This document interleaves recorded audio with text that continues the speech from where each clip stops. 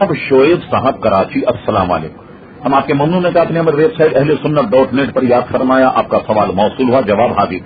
آپ نے پوچھا کہ قرآن شریف کی بعض آیات کے معنی صرف اللہ تعالی ہی کو معلوم، ایسا کیوں ہے؟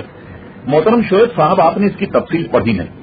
اصل میں یہ تو ایک قول ہے کہ اس کے معنی صرف اللہ تعالی ہی جانتا ہے، جیسے حروف مقطعات، یہ مقطعات جو ہے یہ قطع سے بنا، یعنی ٹکڑے ٹکڑے کرنا، تو اس کو حروف مقطعات اس لیے کہتے ہیں، جیسے الف لام میم، الف کو الگ پڑھا گیا، لام کو الگ پڑھا گیا، میم کو الگ پڑھا گیا، کاف ہا یا عین صاد، ہر ایک حرف کو الگ پڑھا گیا، جیسے طہ یا سین، ان کو حروف مقطعات کہا گیا۔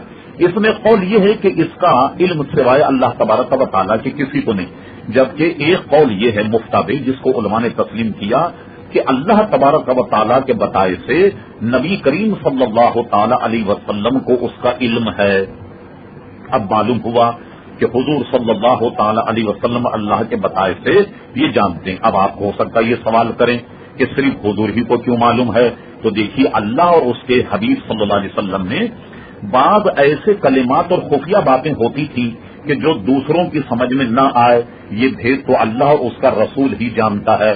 اب مثال کے طور پر ہم ایک معتبر تفسیر کے حوالے سے عرض کریں، جب یہ آیت حضور پر نازل ہوئی، کاف ہا یا عین صاد، جبریل امین جب کا کاف، حضور نے فرمایا میں سمجھ گیا، ہا فرمایا میں سمجھ گیا، یا حضور فرماتے میں سمجھ گیا، ہر حرف پہ فرماتے میں سمجھ گیا، میں سمجھ گیا۔ جبریل امین نے کہا یا رسول اللہ صلی اللہ علیہ وسلم، میں کچھ نہیں سمجھا اور آپ سمجھ گئے۔ اس سے معلوم ہوا کہ بعض ایسی خفیہ باتیں اور کلمات ہیں جو اللہ تبارک و تعالیٰ صرف اپنے حبیب ہی کو بتانا چاہتا، تاکہ حبیب اسے لوگوں میں اپنے انداز میں لوگوں کی عقل ہونے کی سمجھ کے مطابق بیان کر دے۔ یہ تفصیل کے بعد میں سمجھتا ہوں اب بات آپ کی سمجھ میں آ گئی ہوگی۔